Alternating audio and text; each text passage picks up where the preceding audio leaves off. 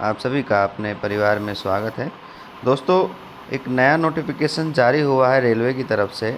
उस नोटिफिकेशन में जितने भी बच्चे हमारे 10th क्लास है, 12th क्लास है, या फिर किसी ने कोई भी NCVT सर्टिफिकेट जैसे कोई ITA वगैरह कर रखा है, तो उनके लिए एक बम्पर मौका है, एक अपेंडिक्स है, जिसमें किसी भी प्रकार की कोई भी आपका एग्ज़ाम नहीं होने वाला है। सीधा सीधा आपका मेरिट बेस आपका सिलेक्शन होगा।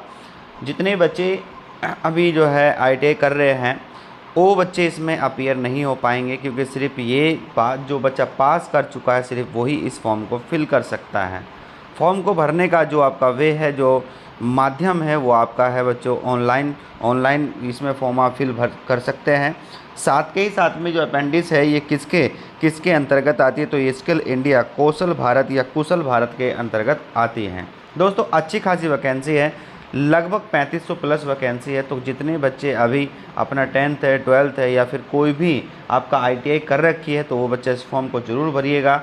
और इसमें आपको कोई भी एग्ज़ाम नहीं होगा, साथ के ही साथ में आपको पेमेंट भी कुछ ना कुछ उधर से मिलने वाला है। तो दोस्तों, अभी तक अपने चैनल को अगर सब्सक्राइब नहीं किया है तो सभी लोग सब्सक्राइब करेंगे, ज़्यादा चैनल को शेयर करेंगे, और अपने दोस्तों को जिनकी इस भर्ती की आवश्यकता है या छोटे से रोज़गार की आवश्यकता है, उन सभी के पास तक इस वीडियो को अपनी शेयर करेंगे।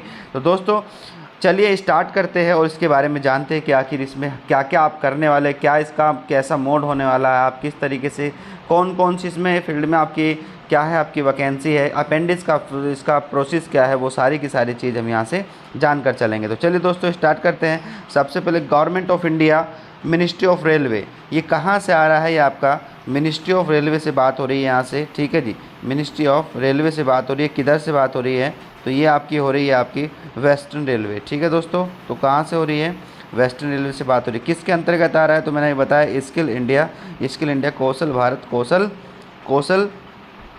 कुशल भारत, ठीक है। चलिए आगे, अगर और कोई भी आपको जानकारी लेनी है किसी भी तरह से, तो आप क्या कर सकते हैं, इसके www.rrc.wr.com यहाँ से जाके आप क्या कर सकते हैं, इसकी पूरी तरह से डिटेल ले सकते हैं। तो ये भी आपको पता होना चाहिए, ठीक है। चलिए अब बात करते हैं इसे कब से भरना, ये कब से फॉर्म भरना स्टार्ट हो जाएगा। तो दोस्तों यहाँ से आप दिखेगा, इसकी ओपनिंग डेट आपको दिखेगी यहाँ से, इसकी ओपनिंग डेट आपकी है कब से, तो 27/6/2023 कब, तो ये आपका 11 बजे से भरना शुरू हो जाएगा, ठीक है। और क्लोजिंग डेट इसकी कब होगी दोस्तों? तो क्लोजिंग डेट इसकी अब कब होगी? ये आपकी होगी 26/7, यानी कि 26 जुलाई को लास्ट हो जाएगी। इसका जो भरने का जो लिंक है, ये आपको डिस्क्रिप्शन बॉक्स में मिल जाएगा। साथ के साथ में ये कहाँ से, ये याद रखना, ये आपकी वेबसाइट है www.rrc.wr.com, ठीक है। तो यहाँ से इसको भर सकते हैं। आगे बात करेंगे एलिजिबिलिटी कंडीशन क्या क्या इसमें है। तो दोस्तों इसकी जो एलिजिबिलिटी कंडीशन है, उसमें आपको क्या क्या दिया है कि इसमें जितने भी बच्चे हैं, ठीक है, तो इसमें एज है, आपकी एज क्राइटेरिया है एज ऑन 26/7/2023, ठीक है। तो इसमें क्या कह रहा है, कह रहा है the applicant should have completed कितनी 15 साल, यानी कि 15 years of ago, and should not completed of age and 26/7/2023। इसका मतलब क्या कह रहा है कि कोई भी कैंडिडेट जो उसके लिए फॉर्म फिल करेगा वो 15 साल का एक तो हो गया, मतलब 10वीं पास उसने कर ली है। साथ के ही साथ में वो बच्चा कभी भी आपका 24 साल से ज़्यादा नहीं होती। आप कहेंगे कि ITA वगैरह करने में बच्चे की एज कितनी 24 हो जाती है, ठीक है।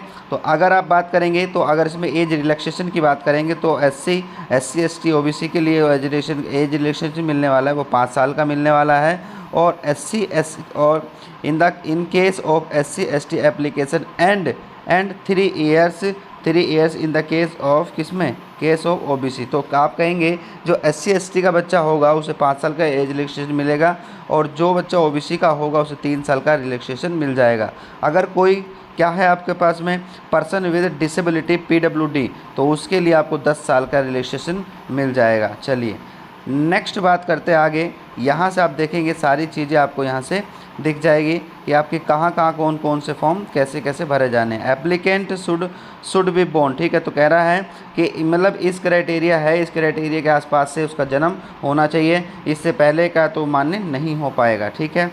चलिए अब बात करते हैं टेक्निकल, अब बात करते हैं कहाँ से कितना वो पढ़ा होना चाहिए, ठीक है।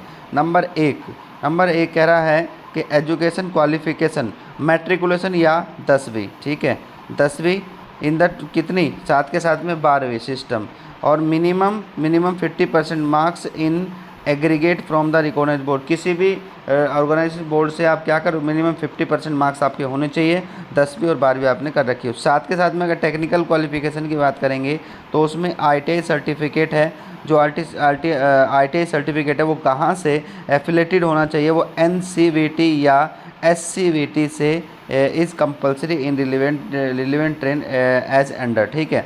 तो ये भी आपको पता। अब देखिए कौन कौन सी फील्ड में इसमें वैकेंसी है, ठीक है। तो आपको पता है इसमें फीटर के लिए, किसके लिए है, फीटर के लिए, वेल्डर के लिए, टर्नल के लिए, मैकेनिक्स के लिए है, कारपेंटर, प्रिंटर्स और मैकेनिक्स, ठीक है। तो ये सारी की सारी इलेक्ट्रीशियन, क्या है, इलेक्ट्रॉनिक्स मशीन हो गया, वायरमैन हो गया, साथ के साथ में पाइप फिल्टर हो गया, प्लम्बर हो गया, साथ में ही अगर बात करेंगे ड्राफ्टमैन यानी कि सिविल, वो भी भर सकता है, क्या स्टेनोग्राफर, ठीक है। तो इतने सारे फील्ड में आपको यहाँ से वैकेंसी देखने के लिए मिलेगी, ठीक है दोस्तों।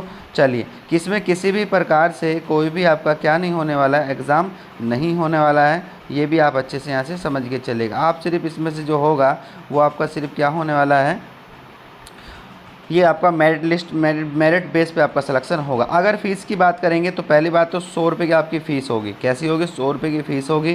साथ के साथ में SC ST PWD या वोमेन होगा, उनके लिए कोई भी एप्लीकेशन फ़ीस सबमिट नहीं की जाएगी। चलिए, कैसे करना है, तो ऑनलाइन आप उसको क्या कर सकते हैं, ऑनलाइन सबमिट फ़ीस को कर सकते हैं और ऑनलाइन मोड में इसको हम फॉर्म को फिल कर सकते हैं, ठीक है। चलिए आगे बात करते हैं और क्या क्या चीज़ें इसमें हो सकती है।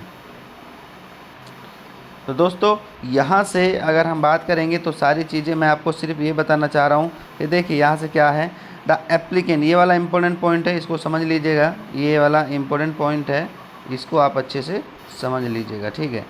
The applicant should note that in the case of discrepancy in the marks या CGPA entered in the online application and organization mark sheet, the certificate is found at the time document verification, the candidate of the applicant will be rejected,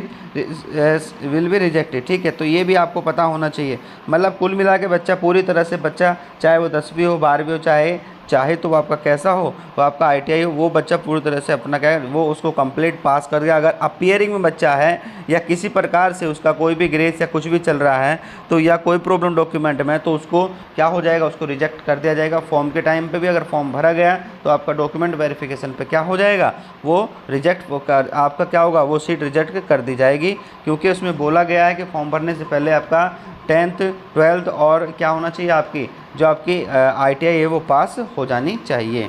चलिए आगे बात करेंगे और क्या क्या इसमें चीज़ें हैं, तो वो सारी चीज़ें हैं। ये एक तरह से ट्रेनिंग पीरियड होता है, ठीक है, 1 ईयर का टेंडर होता है, 1 साल के लिए टेंडर होगा, ठीक है। एप्लीकेशन जो प्रोसेस है वो कैसा होने वाला है, तो दोस्तों वो हमारा होने वाला कैसे, www.rrc.wr.com, ठीक है। तो यहाँ पे जाकर आप इसको फॉर्म को भर सकते हैं, ठीक है दोस्तों। चलिए, इतनी सारी चीज़ें थी जो मैंने आपको सारी चीज़ें इंपॉर्टेंट करके बता दी दोस्तों।